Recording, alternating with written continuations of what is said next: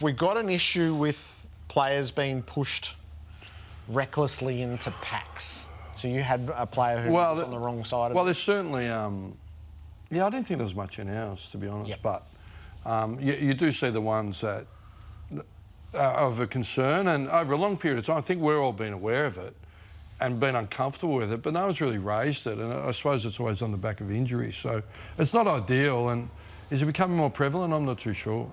So this was Kieran Briggs yesterday. So Cameron's contesting the ball here, so I reckon that separates it. So working a player under the ball as opposed to shoving them, there's a fundamental difference. So the Ruben Gimby one, which I'm sure we'll have a look at some stage, and we had Ray Chamberlain here last week. I mean, that was a dead-set push under the footy and catapulted him into another player. You know, the skill of working a player under the ball and nudging him under. I mean, we showed a Sam Taylor mark earlier, which was 2 hands in the back, eased him under. This is a different scenario, I think. That's a shove into the back of a player and ends up with a broken jaw. And the fact that the AFL haven't come out and at least given some sort of clarity on it, I think's disappointing. I think your distinction is really important. That there's an art to working a player under the ball. The blatant shove, I think it's actually pretty clear. And it's one of those things, a bit like the AFL influencing coaches saying, we prefer you didn't do that, heard loud and clear, it'll change overnight. The same sort of message to the players. It will change their behaviour pretty quickly. Yeah. And again, like I'm not saying rub out Ruben Gimby necessarily, but like from now, if it's kind of like, don't. That's the point. They haven't said that. I mean, if they come out and make that on the back, that was the first one. Yeah. Right? Make it clear.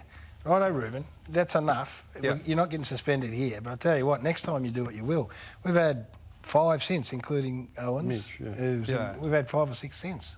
And I'm in furious agreement with you. I actually think, because the idea of punishing people with fines or suspensions, really, it's a deterrent, isn't it? That would be the major, and a sense of justice, I guess. Yeah. But if you're looking to change behaviour, just come out and say, OK, we're onto this and we don't like it, and the behaviour will change. And if it doesn't change, then you've got to come down heavily. But it's kind of in that order.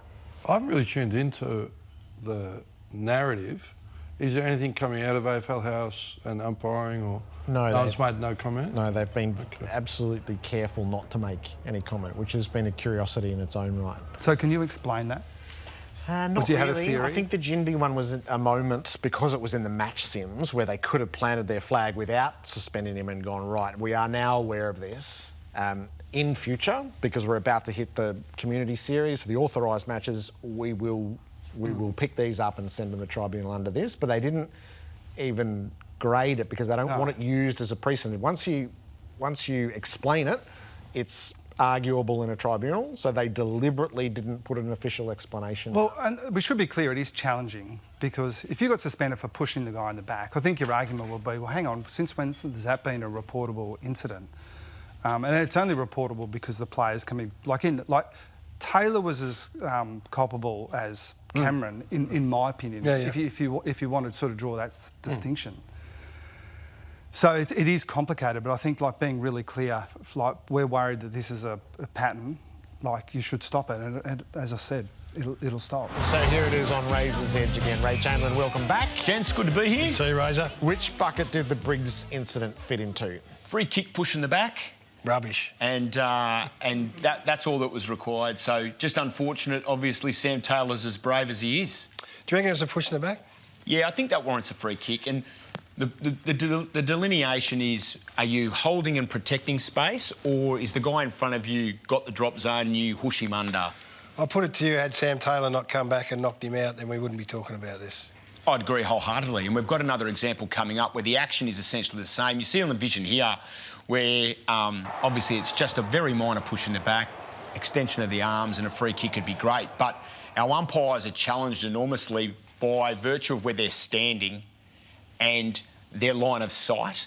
You can't look through a player. No. And you can't teleport yourself. You know, we don't have the TARDIS. So it's very difficult sometimes when the players move to be able to see the information that you need. But that's the challenge they've got. It's confronting for...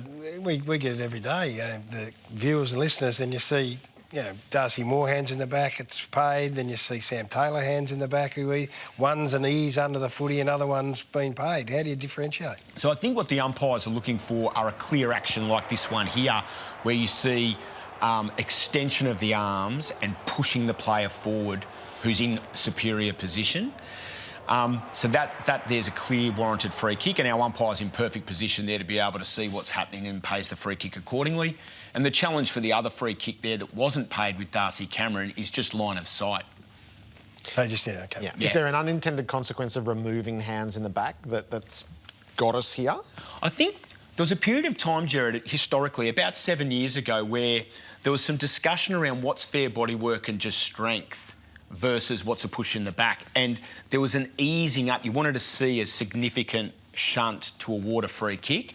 I hold the view that a push in the back is a free kick, and we should not be apologetic for the laws of the game because they serve us well, as we have seen. But hands in the back is still allowed. You're allowed to hold a player and hold your ground and put your hands in the back and not concede a free kick. And that opens itself up to this very fine line that we're not going to sort out tonight. No, and it'll last for as long as we play the game. Holding the ball, we're going to start our holding the ball portfolio. Buckle up, Jared. So Friday night, we're calling together. Hutto and Gary disagreed over Matt Roberts holding the ball. What say you? What did I say? You said holding the ball. Yeah, so I agree with you, Gary. Right. Holding the ball for Okay. sure. And what we've got here is a situation where prior opportunity is deemed to have taken place. So he's evaded McDonald. He hasn't seen day and he's caught in the tackle. So evade, to get away from McDonald, that's considered to be your prior opportunity. And it's very short in terms of the time frame.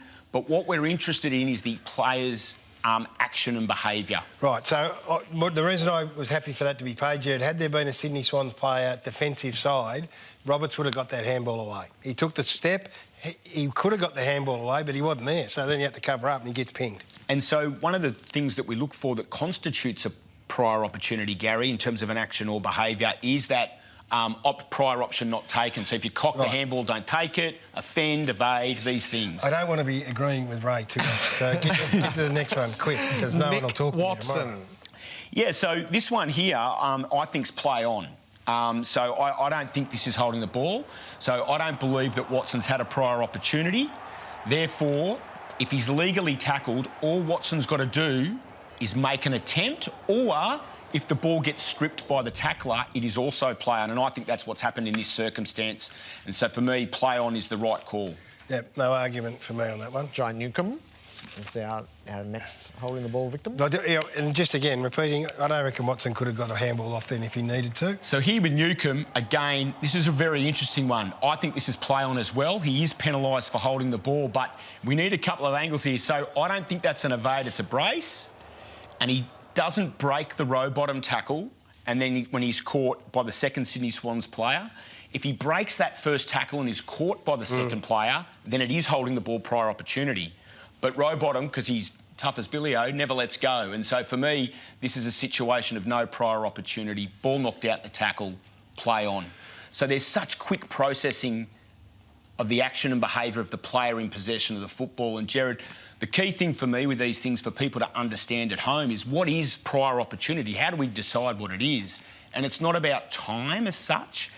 It's when the player takes possession of the football, Gary, to when he's tackled. What are the actions and behaviours that take place in that time frame? We've got to keep moving. We asked Simon Meredith who determined who could kick 50 metres and not last week, right? So you can have the 50, you can't. And do you take into account a player's ability to get hands off quick? Absolutely got nothing Never? to do with it. No. So it's all about what they've done from when they gather possession to when they're tackled, So determine the prior opportunity is the same for any player. It doesn't matter who you are. Right. All right, we still sit in the stands and yell for dropping the ball. And so Yes. there's a couple here, beginning with Jack Ginnivan. Yeah, so Ginnivan one here, this is a terrific piece of umpiring from Simon Meredith, who turns 50 today, by the way. And so this is a situation, Ginnivan, no prior opportunity, legally tackled, and now he's given a reasonable time to attempt to kick or handball. So he doesn't have to be successful because he has not had a prior opportunity. He just has to try, and he's done that there. Grundy. And the Grundy one's interesting. So this is play on as well. And the time frame with this is very similar to Roberts. Roberts, we said's holding the ball. Grundy, we says isn't. Why is that? Grundy takes possession of the football and immediately goes into kicking. So what about Barras here? So Barras has had no... This is the one that the crowd want for dropping the ball, Jared, OK? So Barras, no prior opportunity, legally tackled, and he just throws the ball out or drops it. He makes no attempt to handball. He makes no attempt to kick, and it hasn't been knocked out by the tackler. He's in control of that ball. So that's where a free kick should be awarded, and it was for incorrect disposal. So there'd be those at home going, well, gee, what's the difference, Ginnivan and Grundy to Brass? So if he had slung half a foot at that in an attempt to kick, he would have got called play on? Correct. So you've just got to make a legitimate attempt to kick or handball when you have not had a prior opportunity. And they're the key differences. So Grundy immediately gets the ball, immediately goes into attempting to kick. Doesn't make contact. Play Fair on. enough. Yeah. Righto. Excellent. Good man. Razor's Edge. See you next week. Land a blow today. Thanks for having me, guys.